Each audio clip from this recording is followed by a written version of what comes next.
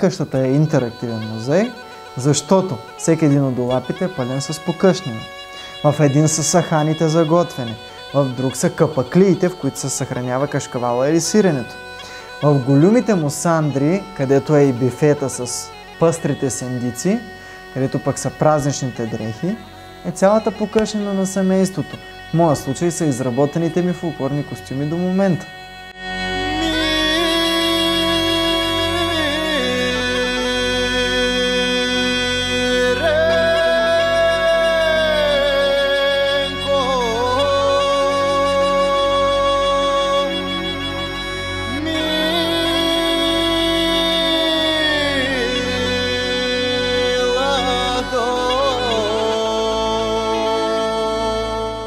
Това е вече популярният Филип Синапов, фолклорен изпълнител, автор на книги, преподавател с издадени музикални албуми, Тъче, Снове и какво ли още не, а е само на 26.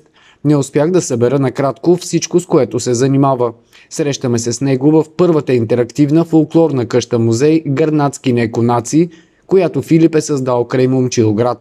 Най-ценното за мен е това на този етап, че вече мога да бъда преподавател в пълния смисъл на думата и усвоените през годината знания до момента да мога да ги предавам вече на своите ученици. Откакто къщата вече е открита, имам радостта най-после да събера на едно местенце всичките си до момента книги, всичките си музикални сборници, моите издадени 2 книги до момента и наградите ми съответно от различни фестивали, надпявания, балкански, национални и така нататък. Кой всъщност е Филип Синапов? За себе си говори кратко. Не желая да подчертаваме върху кредитът от близо 150 000 лева, който е изтеглил за да построи къщата. В нея е инвестирал и своите спестявания. И идеята за построяването на къщата, че след дипломирането ми и завършването на висшето ми образование, научната степен и така нататък, стигнах до момент, в който осъзнах, че аз преподавам само народно пеене. А в случая останалите музикални дисциплини, 3 занаяти, които вече и професионално умея като член на Българска занаячийска камара с свидетелство и така нататък, не мога да ги практикувам. На първо време отворих своя школа в Кърджали, отделно в Пловдив, имах и работилница под наем в Златоград, но именно това ме налегна на мисълта, че най-после трябва да имам свое местенце, което да обединява всичките тези 2 школи и съответно и работилницата в едно. И след доста така мислене и т.е.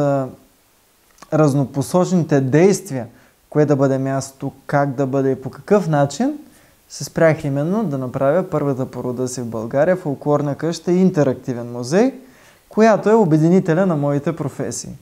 Къщата започнах на 14 март, Стара Марта по-родопски се казва, 2021 година.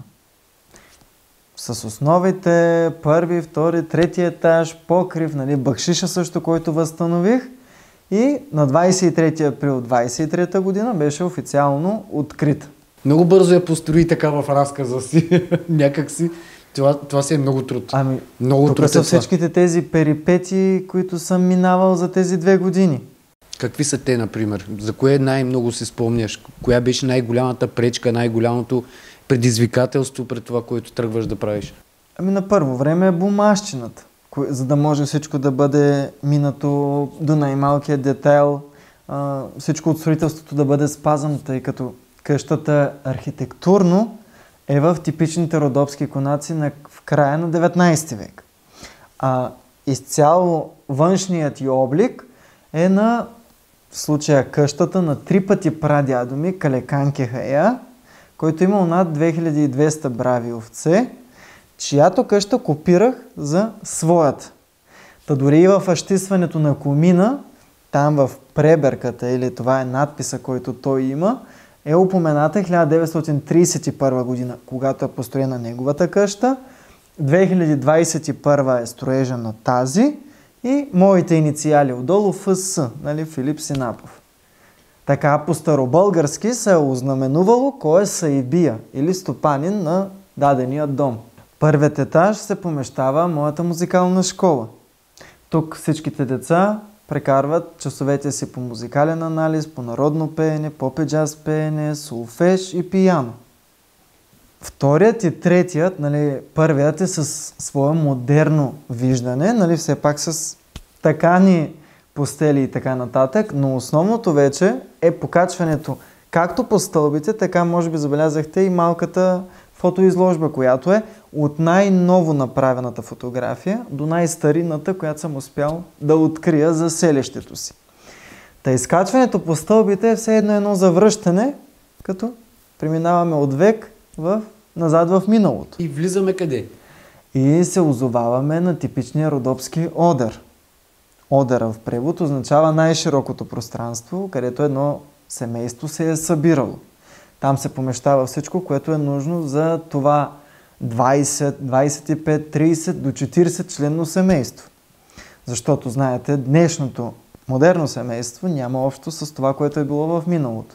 Днешните едно-две дечица са демоде за миналото. Тогава едно-две са имали в първите 2-3 години. След това повечето млади семейства имат между 5, 6, 7, дори и повече деца. И под един покрив живеят 4-5 поколения. Ъгъла или кишата е винаги оставен за командващия орган в една средностатистическа родопска фамилия. А това е прабабата.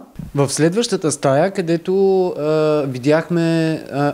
искам пак да ми кажеш момченцето и момиченцето, как ги наричате на родопски. Това е голюма на одея или това е голямата стая, в която вече семейството нощува. Там на големия криват или голюмен криват спи най-възрастните свекари в случая, които са. Мучкия криват или малкото легло е за бабата. В други случаи до 40-тия ден, когато родилката трябва да бъде осамотена, да бъде сама, защото знаете, че се пази от зли очи до погачата или смидале, както казваме родопчани, тогава на това малко криватче спи пък тъщата или бабата, която деца вика е от друго село или махала и идва да помага в първите дни на дъщеря си. Клетнан е мястото на зимника.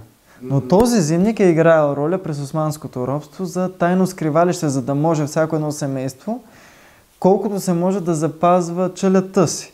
Знаете, че този край е безчинстван изцяло от ордите на бейовете и пашите. Взимани са момчетата за еничари. Момите са се гаврили и какво ли още не с тях. След това пък в началото на 20 век през хайдушките времена, между Балканската и Първата световна, партизанските времена, по такъв начин са скривали своите синове. А на третия етаж? Третият пък играе роля на хаяти. Или той е без пенджурки, т.е. няма прозорци. И в случая там се провеждат седянките, попрелките и межите. А попрелка какво е? Това са вече трите вида събирания на младите. А и не само на младите. Когато дойдат гости на семейството, те се гощават именно на хаятен. Защото той е най-просторен етаж. Той няма разделение, няма стаи или удаи. Той е цялостен, като винаги по краищата има халище, на които се спи, а средната част е за земеделската дейност, за текачните дейности, за терзийските дейности, а същевременно за хорище, защото там са вият хората и ръчениците. Ако днешните млади се запознават на купони, именно купона се е случвал точно там. Уникално място, убедихме се. Всеки може да се докосне до тази обстановка. Няма такса за вход, но при посещение, ако решите, може да подпомогнете развитието на гърнатски неконаци край Момчилград чрез кутия за дарения, която е на входа. Ще те обиди ли, ако някой пожелае да ти помогне с дарение, да я довършиш, да я надградиш даже, ако щеш? Дай Боже, както се казва, надеждата все още тая в себе си, тъй като до момента само 4 души, на които изказвам сърдечни благодарности, са протегнали ръка с символични суми. Но пак е помощ. Сега разбира се, знае, както се казва, капка по капка вир става. Колко души ще го гледат, да не се знае и така, какво остава да се довърши. Третият етаж, където ще играе роля и на детските лагери. Именно там те ще бъдат настанявани. В различните дейности, които провеждам, до момента съм правил жатва, възстановка на пататьова межа, т.е. изваждането на картофите от нивата, а не дечицата да ги взимат наготово от зеленчуковия магазин. Днес ви срещнахме с Филип Синапов, млад мъж с големи амбиции. Импулсът в живота му няма да даде право на сърцето да спре. В това сме убедени.